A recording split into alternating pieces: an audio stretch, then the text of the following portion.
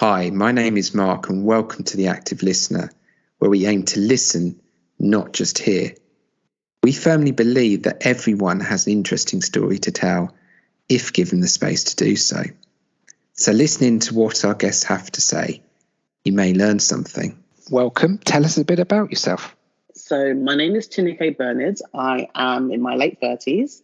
I'm a mum of two girls. I'm a Londoner by heart, but live in the Hertfordshire countryside and work in marketing.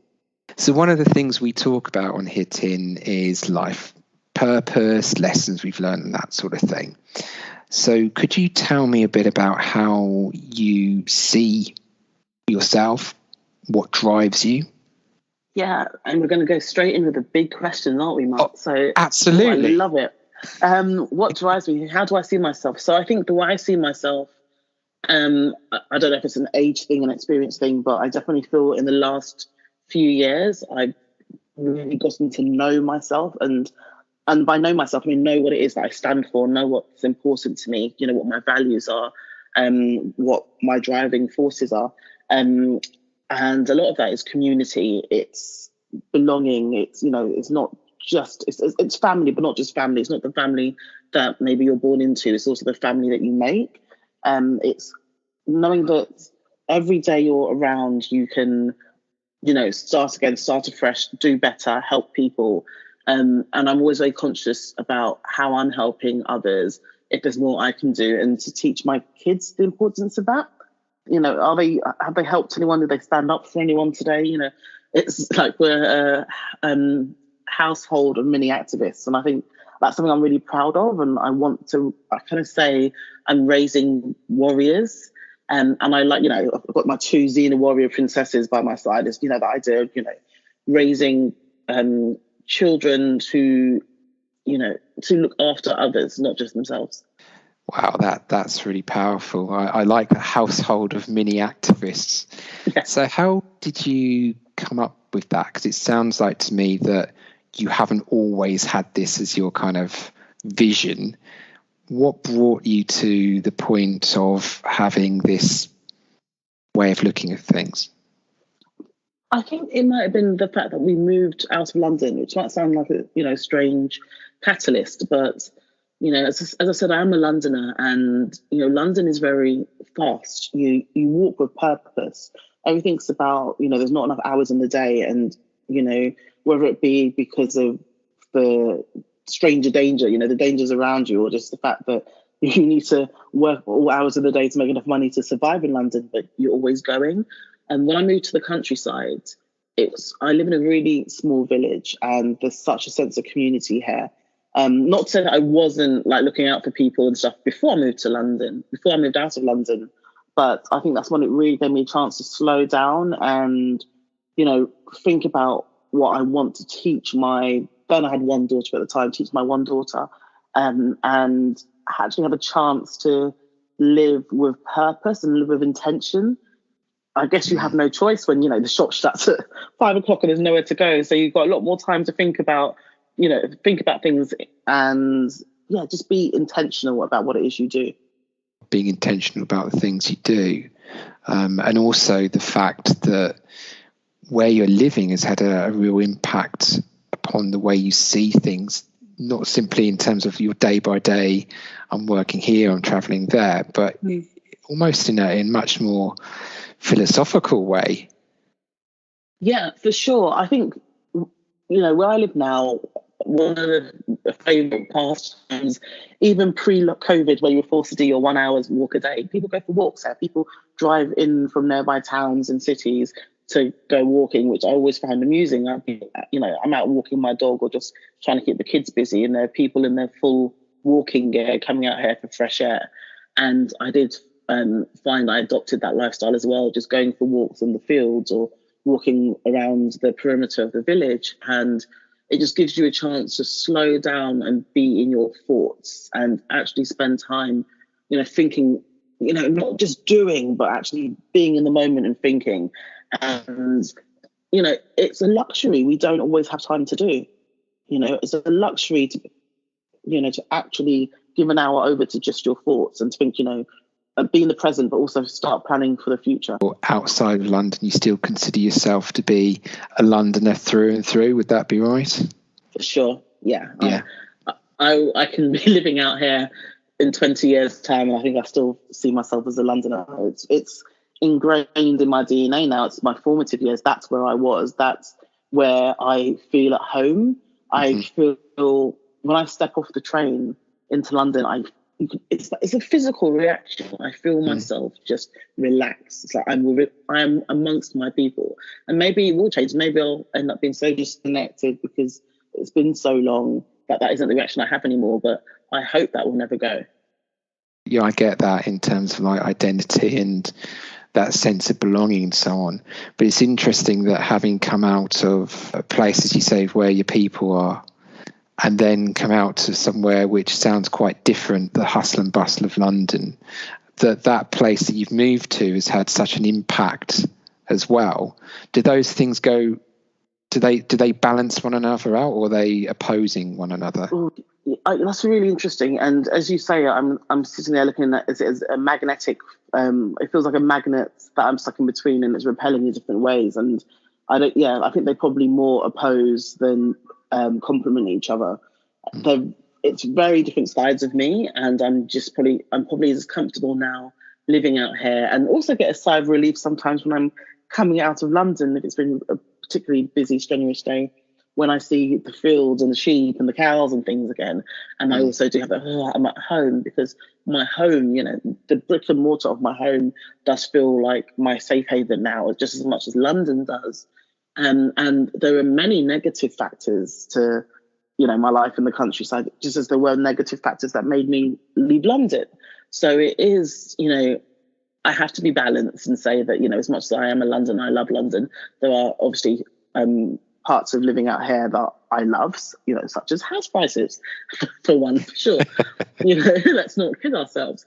But it is a constant struggle, especially, I'm a middle-aged Black woman with, Black children, who's living in a very, 99% white village in a, probably 90% white borough. So, there are challenges to that. There's, even on a cultural, I want to go and buy some plantain level, there are challenges to that I just never had to even think about living in London. So, it's not without its problems, but it is home. You mentioned earlier about making family. Unpack that a little bit, both in terms of that statement and then in the context of where you are at the moment. Yeah, so I guess I come from a really large family. So my mum and dad are both one of like many, many siblings. So, more cousins than you can count, and more cousins than you have a chance to ever, get particularly close to at any one time, because there's so many of them. And so it was very much always, these are your family. And it didn't matter whether you liked them or not, whether, you kind of bonded with them or not, they were family, and you would have these family functions and all the rest of it. Luckily I did get on with the majority of them, so it wasn't terrible, but, it was kind of ascribed to you, this is your family, you're on this, huge weddings, huge parties. But you didn't really have any connection to them. They were just family, and that was how I was brought up. And I think it took many years. It was after university where I first had a glimpse of, family doesn't have to be blood. Family can be those who go out of their way to, make you happy or want to spend time with you and that you want to spend time with, and, who you have a genuine connection with. And that was really important to me. I think I was living in China at the time, and it was a massive Christmas party we had. And, looking around the table, I didn't know anyone there longer than 6 months, but it was probably the best Christmas I'd had. It was just beautiful, because we were in a room full of people who all wanted to be there for each other. And that goes into now. So now, I have like my extended family. I have, for instance, a CB mentoring lot. So that's a charity that we founded. And I see all of the trustees and founder members as family, because we are, we're all connected. We all have joint purpose. And we all like spending time with each other, which is really important to me.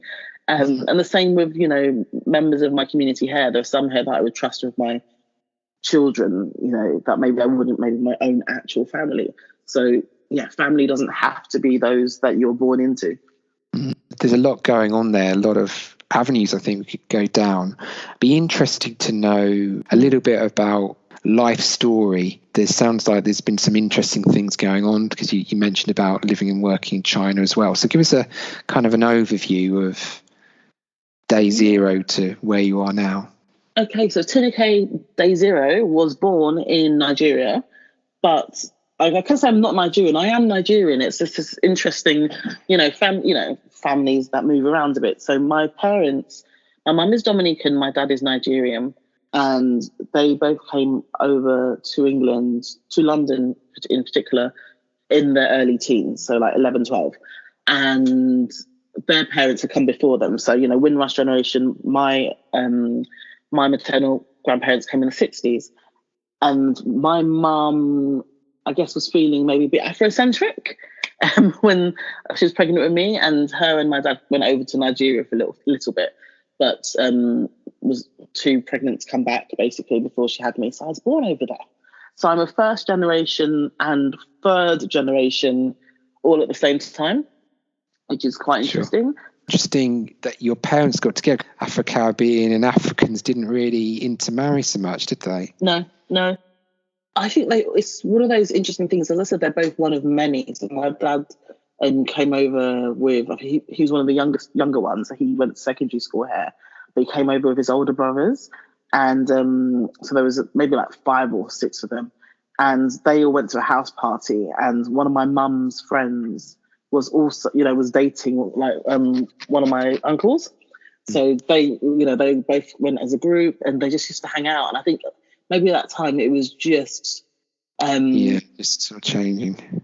Yeah, it was just changing. So it's very much, the Nelson Mandela stuff, and very much. So they, as like Caribbean women, were very Afrocentric, and it was quite cool to go out and hang around with a group of African blokes.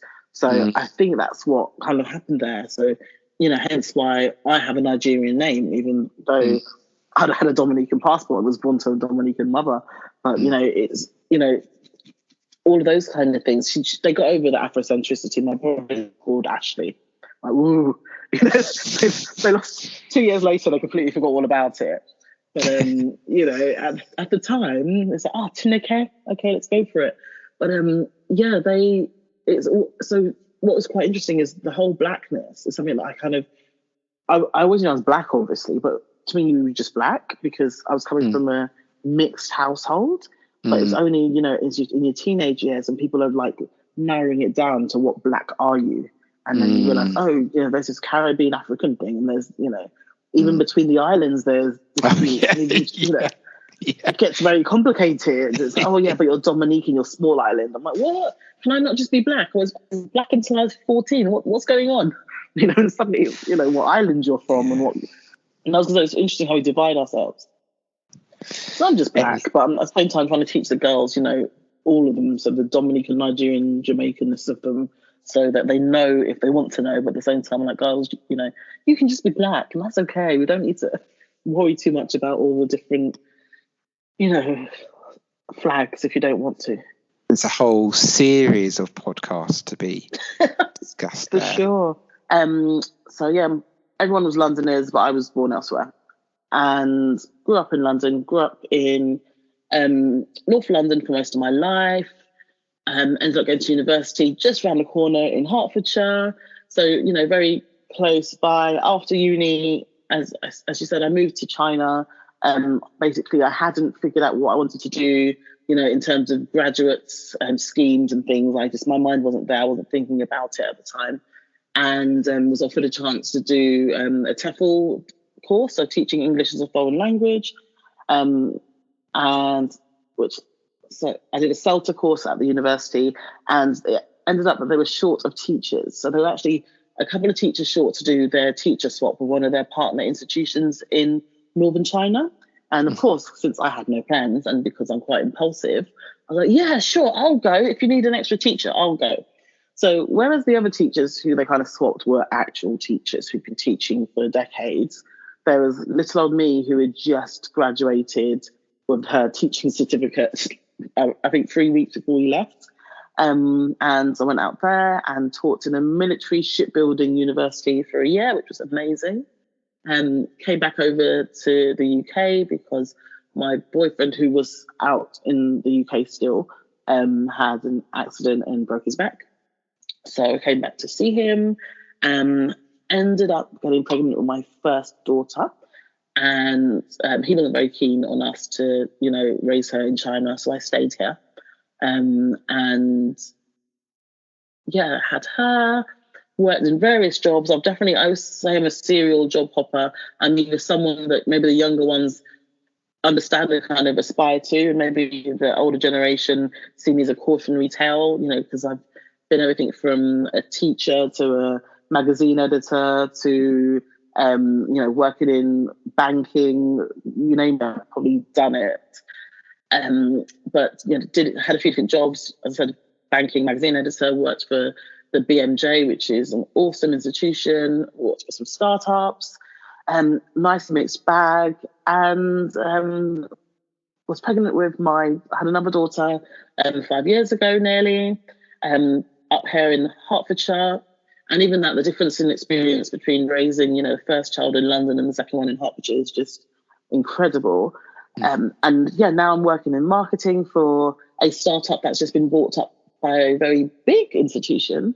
And yeah, life is starting to maybe slot into place, starting to feel lived in, which I guess might be due to my age, 37 next month. So yeah, that's me. To me, there's a sense of adventure there in terms of what you're doing, trying lots of different things. And it's interesting what you made reference to in terms of older and younger generation in the way that could be perceived. There are those maybe at junior or secondary school, they know what they want to do. Yeah. Did you ever have a feeling for where you wanted to go, what you wanted to do, or has it been a continuous kind of process of it? It's so interesting. I think when I was really young, I knew exactly what I wanted to do. But and I say this and I kind of laugh because it's not to say that I've seen this job anywhere or that's what this job actually did. But I always wanted to be a music lawyer, and I had a very, very specific idea as to what a music lawyer's life would be. I would be rich. I would be filthy rich. I would travel the world. I would have I'd basically be best friends of these really cool artists who would invite me. Yeah, work really hard to be invited to all these parties, and I'd go there and sign amazing deals for them, and they would love me for it, and I'd look amazing as I worked, and I'd go home to my 2.4 children, and everything would be hunky dory. Now I don't know at what age. I realized that wasn't a thing. Like, maybe it is a thing, but that's not the life of a music lawyer. You're more likely to be stuck in an office reading through, terms and agreements and stuff. But needless to say, before it got to uni, I chose not to study law. And then I think then I felt lost. I think there was always a struggle between me wanting to do something very creative and me feeling forced, even if not, if it wasn't said, but kind of forced to do something that was more professional, that was more traditional for a Black Afro-Caribbean family. So there was always this kind of battle. So I chose business studies because that was it was vague enough that you could go many directions with it, but it would be seen as maybe traditional enough for my family. So I went for business studies, even though I think I've always preferred more creative aspects. And then I think my whole kind of adult career, I've never been I want to be a doctor or I want to be whatever. I've just liked the idea of the job. So I'm more interested even now. I don't care what my title is. It's about how does that job make me feel? Do I feel like I've accomplished something? Am I helping anyone? Have I just helped rich people become richer? Or have I actually done something that I can feel proud of at the end of the day? And that's always been more important to me. That's interesting, isn't it? I mean, that whole thing about what route you go down dependent upon money. Do you go down a sort of a safe route where you're going to be guaranteed a relatively decent income, or you're going to go down the route which could be a bit more iffy financially, but pursue your dreams? Exactly. And it's a thing, maybe again from coming from immigrant parents, I understand that what's more important to them and why they, kind of maybe push to the more traditional routes, is because it's a guarantee, because they're not their kids, it's a guaranteed income, it's safety, it's security, it's, maybe opportunities they wouldn't have had themselves. So they want you to do something that's going to allow you to be safe, even if it is maybe at the expense of your happiness, because to them, being safe financially will equal happiness. Whereas, maybe we're a generation where that's not all, we're not just happy because we've got, money in the bank. We want to actually feel fulfilled as well. So it's this interesting dynamic between generations. And, by all means, there are things that, my kids talk about that I totally don't get. So I can understand more where my parents would have been coming from if I'm there going, oh, I want to be a poet. And they're like, what? A poet? What? Making what money? So I understand, why they did what they did, or, just gently nudging me in different directions, because I'd probably be the same. But I'm consciously trying not to do that when, my kids show me things that I just don't get. Just to explain or unpack a little bit as to how your parents feel about the way you're going now, your journey. I don't know if I've actually ever asked them that right. I think they are proud of me. I think, they probably worry about me quite a lot because, I feel things. I do feel things. And if I'm not happy where I am, I'll leave where I am. I will look for something more fulfilling, in terms of jobs and things. So I think sometimes they worry for me because I haven't had maybe the structure and, longevity in roles in the same way that they may have. But at the same time, I think they're proud. What's really funny is maybe over the last few years, so I'm a blogger. I've been blogging for 11, 12 years now.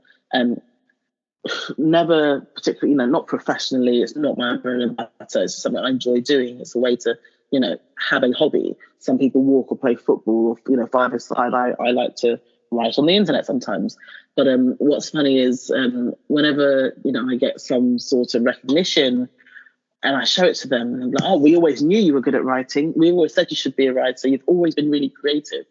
You're sitting there kind of laughing to yourself, going, hold on a minute. I'm sure, I feel like my whole teenage years were spent being steered towards more professional, more traditional routes. And now as an adult, they're singing my praises as to how, how creative I've always been. And I've always had a way with words and, which is really interesting. So I think they're proud. I think they're more comfortable that I'm comfortable in my skin, I guess. And how do you feel if you look back at where you were, where you are now, in terms of fulfilling your dreams? I know you're not the music lawyer that you were aiming to be, but in terms of like your creative uses, your creative skills. The last few years I've been really keen on, I use vision boards, and I try to visualize where I want to be and have, goals for the month, year, how many years ahead. And I'm still very much about how things make me feel, or, as opposed to having particular accolades. I don't feel that I've found that sweet spot in terms of creative kind of avenues. But I'm happy that, I've got a really lovely community, say on Instagram, and, we chat. I've not kind of adopted them, the whole doing reels and, sharing a particular viewpoint to have this huge audience. And, I haven't done that. And I don't think I want to do that, but I still want to find out, I want to have my own little space. It doesn't necessarily have to be on the internet, but I still feel that I haven't quite found that sweet spot where, it just feels right, where your heart sings. But I'm really enjoying the process, and I'm really enjoying that now. I don't feel that that's even a problem if I don't have that sweet spot. I think we're in a society now where we're kind of under pressure that really show people what you're great at. So, whether if you're into painting, but you're not really good at painting, and you maybe won't share that because, even though it's your hobby and it makes you really happy, you won't share those paintings because they're not Picasso level. But the joy is in the painting, not in the, finished product half the time. So for me, the joy is in being creative and trying new things out, not necessarily being the best at it. So I'm more comfortable now in just showing that process, sharing a photo that's not perfect, sharing a blog post that isn't, going to win an award, and that's okay. Whereas maybe before there's so much pressure that if I'm not going to be the best at it, there's no point sharing. And then you get like 6 months of writer's block because, you are so frozen by fear that, there are people that are better than me out there. But you've got to be brave enough to suck at something first. Really powerful statement, actually.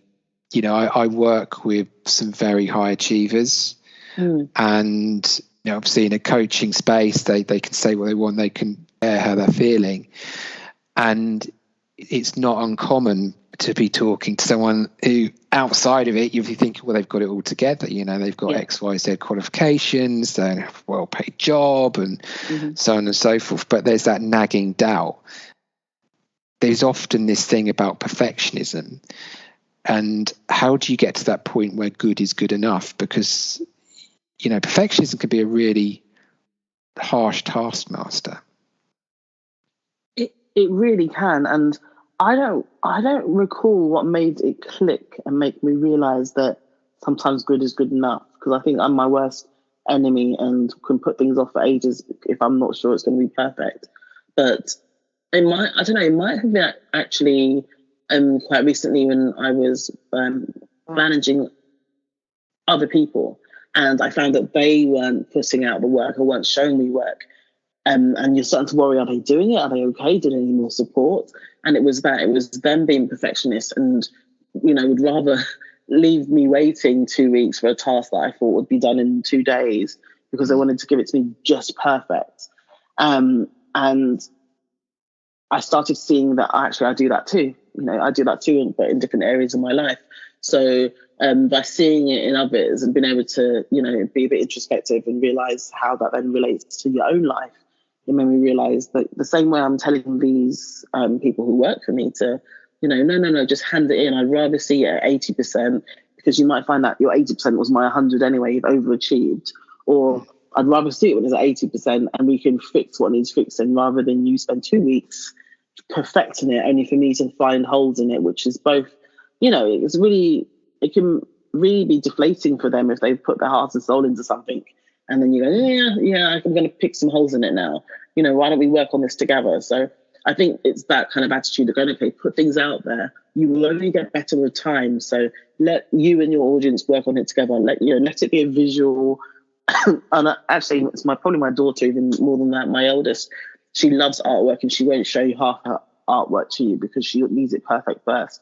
And I always say, I want to see the growth. I want to be able to see the not so perfect pieces of artwork, so we have something to compare it to this time next year and this time in 10 years. And if you don't put it out there, no one gets to see that growth and that struggle with you. It sounds like to me that you are on this journey of enlightenment, if that's the right phrase. Gosh, it feels like it. Yeah. So how do you go about using kind of that knowledge in bringing up the girls? I want to kind of stop those kind of generational curses where you're kind of left to learn for yourself and learn the hard way, learn for yourself and do it. And as many parents have come before me, I try and give them my life lessons so that they don't fall into those same traps. And of course they, take it with a pinch of salt and roll their eyes and, why are you telling me this? But I really want them to learn, not just learn from my mistakes, but, learn the aha moments too. Let me share those things that made life easier. Let me share that it doesn't matter what someone's opinion of you is, or that, it's fine to speak up in public spaces and not feel, that you're under a spotlight, and all those kind of things that maybe you get that confidence with age. I want them to feel confident now. So, and it's, walking the talk. If I feel something's important, I need to show them that. It's not good enough for me to tell them that. I need them to see me doing those things. So, travel is very important to me. My oldest, we'd go away from the time she was quite little, even if it was just up to Edinburgh or down to Cornwall or to Spain, local trips. But it was really important for me to show her that there's more to life than the bubble in which, your neighbourhood is in. And that's something that I was lucky enough that my parents taught me from a very young age, whereas I had friends who'd never left the borough, as 18, 19-year-olds, and it was mind-boggling to me. So, I'm trying to take the best bits of my life and show it to them as early as I can. Imagine yourself the 15-year-old Tin, and your parents said the things that you would now be saying to your children. How would you respond? Do you think you would take on what you're saying? It's hard to say. 15-year-old Tinuke is extremely confident, maybe to the point of arrogance. And so she may not have listened. But I think at the same time, I may have been stopped in my track just because that level of kind of honest dialogue maybe wasn't something I would have been used to. So I might have been that might have piqued my interest enough to really take it on board at that age. They're very much more of the do as I say, not as I do generation. Busy lives, both work full time. If they were chatting, it's most likely to remind me to do the dishes or have I done my homework or, that kind of level parenting, just the daily, everyday, that we all get sucked into. So I think if they were to stop and kind of go, look, I've learned that you can trade, you can buy shares and stocks and it's a great way to save rather than just in your savings account. I'd be like, oh, okay, tell me more, because you don't normally talk about these things. So I would like to think that I'd listen, and I'd like to think that, I'd be just as receptive as my kids are to me. But yes, arrogant Tin is another beast. So we're fast forward. After having lived such a long life, healthy life, how would you like to be remembered? What would you like to be remembered for? How would I like to be remembered? I hope I leave a legacy, and that's something that I'm toying with now because I'm not quite sure what that legacy would be. I think, for one, I'd be really proud that, and it's such a silly thing, Mark, but, just something as simple as being able to give some financial stability. So I have a life insurance policy, and it's not something I'd ever thought of before. But, I don't know, I feel very adult for having one. But, I know that my kids are going to be very, well off upon my death. So I'd be very glad that I've left them that. But I'd like to also leave them a financial legacy in my lifetime. So I'd hope to leave them with homes and businesses and maybe charities even that they can be proud of and that they can pass on to their children. So not just, I want to create generational wealth, not just one generation, but a few generations worth. I want to be remembered on a more wider scale. If I'm looking past just my children, but I want to be remembered for being kind, for always going that extra mile, for being reliable, for speaking up for things, if I see something wrong, for being that person who spoke out about them. And just being a lover of life. Is there anything else?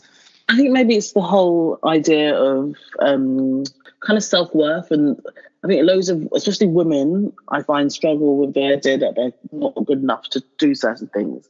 So they don't try because it's already, it's what others do. Whether it's, people who are smarter than me do, or people from a different social structure do, whatever the reason, we're very good at, telling ourselves no before we even give it a go. So, I never thought I'd be a trustee of a charity. Now I'm a trustee of two charities. And on both occasions, I was asked to do that. It wasn't a case of, me reaching out and filling the forms or goodness knows what. I was asked to be a trustee on a charity. And even then, when it was kind of broached to me, it seemed a very scary possibility. Like, I'm not adult enough. I'm not responsible enough. Why would you want me? You must have made a mistake. And it's, knowing that you are worthy of taking up space and you are worthy, if someone asks you to do something, they see something in you and take it as a compliment and go for it.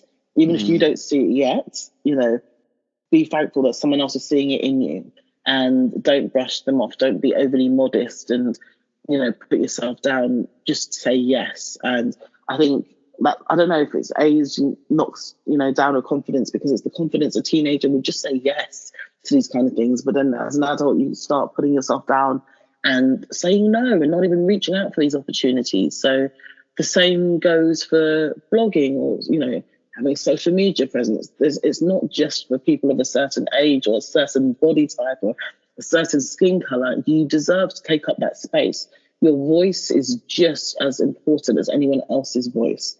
And, it might not always seem that way. You might take a while to find your tribe, but there's someone else who's going to listen to what you say, and it's going to mean the world to them. And you've helped them purely by being there. Every time, as I said, I've had my blog for 11 years or so, 11, 12 years now. And there are many occasions where I've not written in ages. I'm just going to, stop paying the hosting fees. I'm going to shut it down. There's no point. And then I get an email to my inbox saying, it could be something silly.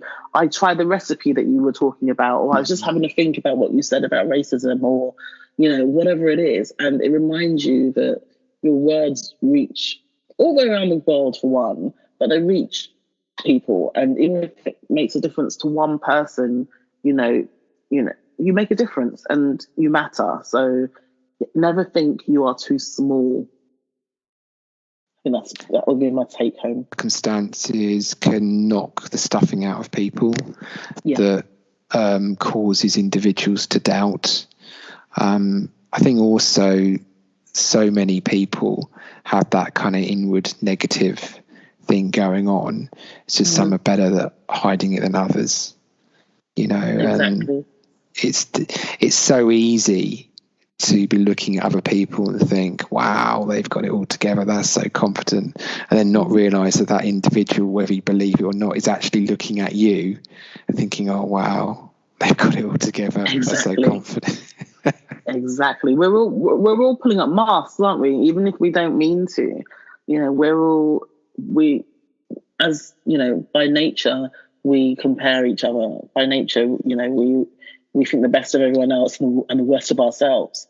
So it can be very interesting, just, when you take those conversations offline and you talk to someone on a one-to-one level, and you realize, oh my gosh, they don't have their lives together in the way that I thought they did. Like, wow, we all struggle. We all have self-doubt. So yeah, it's very powerful to remember that. And, it's that old age thing of, picturing your audience naked when you're going on stage or whatever, kind of going, you know what? We are all human and we all have our faults and our flaws, and, no one is better than the other. Just take up space and go for it. It takes real bravery to let that mask down, but there's real power in that as well. Do you have a default mask that you put on? And if so, how do you go about dealing with a mask? I think my default mask is to be overly friendly, kind of fake it till I make it. To be, I will go out there, especially when I'm very nervous. And this might seem counterintuitive, but if I'm very nervous, I'll probably go over and introduce myself to some people. If I'm, if I feel like the odd one out in a room, or for whatever reason I'm feeling low, I'll go out of my way to be sociable. Because one, I kind of go, if you seem confident and you're putting yourself out there, people will gravitate, and, it's very unlikely they're going to shun you and turn away. You'll end up in a conversation and you'll start getting at ease. But it's also, it makes me remember that if I'm feeling that way, there's probably others in the room feeling that way too. And you just need to kind of break that ice and go for it. So it's normally that I'll be overly confident until I feel that confidence naturally anyway. And that tends to work.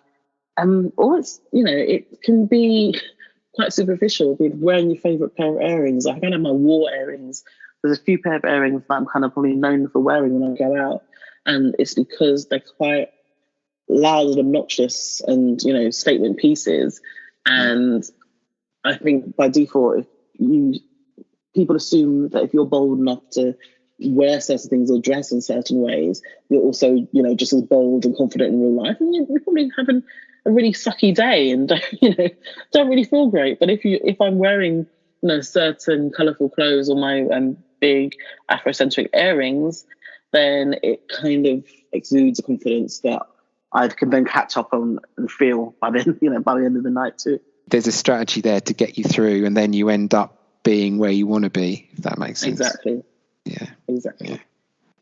Wow. Well, thanks, Tin. Something I ask all guests is to give me an interesting fact, something that you're really proud of that you've done. Oh, I climbed up Route d'Alliance, which is the 5 adjoining lakes. It's I'm going to say a mountain range. They're probably going to tell me the hills, but a mountain range in northern China. And I climbed it with a group of friends. I can't quite remember how many feet tall it is. I think it's 5,000 feet. And it was minus 27 degrees when I did it. And it's something that's so out of my comfort zone. I still kind of think, why did I do that again? But I did it, and I have photo evidence of me trying to open a beer at the top of it with my friends. Of course, the beer was frozen, so we didn't get to drink it. But that's a random fact about me that most people wouldn't know. Thank you for sharing it. Is that minus 27 degrees Celsius? Minus 27 degrees Celsius. Wow. I'm impressed. Thank you.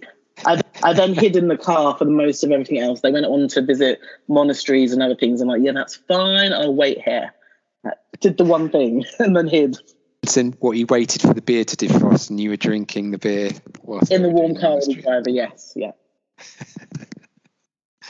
Okay. So the next 5 things I'm going to ask you need to mean something to you. So first one, favourite song or piece of music? Now, I know it may not be for you. It can be hard to distill it down to one.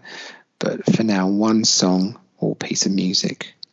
Yeah, you're right. And I've been thinking about this question, and every time I think of it, it's a completely different song. So today I'm going to go with Kano, because Spotify says that I played him more than anyone else last year. Kano's Brown Eyes, because it reminds me of my youth, and it's just a good vibing song in a majority of circumstances. So Brown Eyes by Kano. Thank you. So next thing, hero or person you most admire? Oprah.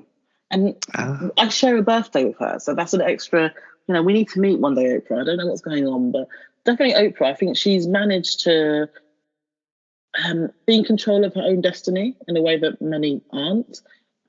She has advocated for herself, but for hundreds of others. She changed the lives of people around her, and she's just a powerful force, and she just seems so down to earth in a situation where she could have been so arrogant and could have deservedly so been a diva for all of the accomplishments she's done of her life, but she still seems so humbled and has her feet on the ground. Brilliant, thank you. Now, I always say this is close to my own heart. Food. Oh, food. Yeah, I love food. My favourite dish would probably be, and it's really simple, like Nigerian red stew and rice, like just a very hearty, meaty, peppery, has to be like nearly blow my tongue off, peppery stew. And it just reminds me of home. It's something my dad would have cooked, much to my distress when I'd been a teenager and come home from school. It'd probably be red stew and rice, and I'd not have appreciated it, whereas now I crave it. Purely because of the taste, or is it because of what it embodies? Both. I think it's definitely, memories and, remembering being at home, but it just tastes amazing. But I think, being African wasn't cool when I was younger. And everyone's going home, I think most of my friends are Caribbean as well. So they're going home to their rice and peas and their chicken and stuff. And I wanted that too. But I didn't get that. And, so it was a bit of FOMO. Like, why are we having this again? I've always loved it. I enjoyed eating it even back then, but I'd probably been a bit of a sulk about the fact that's what we were having. Whereas now I understand just how much time goes into it, how much time and preparation. And the love that my dad would have started making this meal hours before he came home from school so that we could have it for dinner. There's no way on earth my kids are getting it on a school day because it takes so long. But, my dad would do that. So I think, there's a lot of appreciation for the dish now. Place. Good question. London. Everything north of the river. Everything south of the river doesn't feel like real London. I don't know why it is, but you can feel that, you do feel the difference. And Southerners will say that about North London too. So it's not just me. There is very much north-south divide in maybe the way that you don't have east and, I'm comfortable east and west, but south just seems strange. Sorry. Okay. Favorite book, film, video game? Ooh. So favorite book, I read probably 60 books a year, so that's really hard. So for me, my favorite book would be Cane River, and it's by Lolita Tademy. I think she wrote 3 books in total. And I say it's my favorite book. I probably read it when I was 15 years old.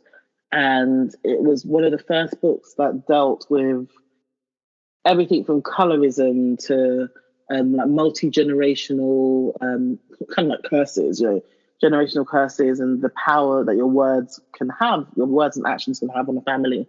And it touched me enough that when I lost the book, or I don't know, I think it wasn't mine, I borrowed it to begin with, I spent about 10 years tracking it down, and I'm proud to say I now have a copy again. So the fact that it meant enough to me to track it down, to put in my bookshelf up till now, gives it a special place in my heart. My favourite film, I feel like I'm showing my age and my answers to these questions. I'm like proper living in a bubble. It would probably be The Pelican Brief. Do you remember that one? Obviously not being the same age as you, I've kind of heard about it bandied around on Wikipedia or something, but I'm far too young to remember. Early 1990s film, Denzel Washington and Julia Roberts. And I used to be obsessed with anything written by John Grisham. And I think it might be a John Grisham one as well, a John Grisham book. So just really well written, 2 of my favourite actors. And I think it stood the test of time. Excellent. And video game, are you a gamer, Tin? I'm awful. I stopped gaming at probably Sonic the Hedgehog or Crash Bandicoot.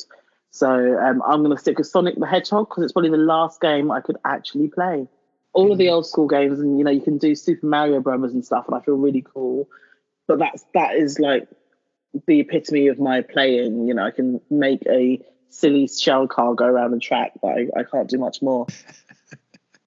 Well, we all have a calling, and maybe video gaming is not yours. No, that's fine. But that's good. That's fine. We're okay with that. Thanks. Oh, well, look, thank you. Thanks for some really good conversation and answers and so on. So, Tin, where can people find you? So you can find me on my own website, which is www.tinukebernard.com. And Tinuke is not the easiest name to spell. So it's Tinuke, and then Bernard, Bernard.com. And I'm also Tinuke Bernard across social media. So that's Instagram, Twitter, and Facebook. So you should be able to find me in many places. I'm probably most prolific on Instagram because I'm all about the visuals. That's brilliant. Thank you, Tin. Thanks for your time, and Thank you. Look forward to maybe having a conversation again at some point. That would be wonderful. Thank you so much for your time. No problem. Thank you for taking the time to listen to the podcast.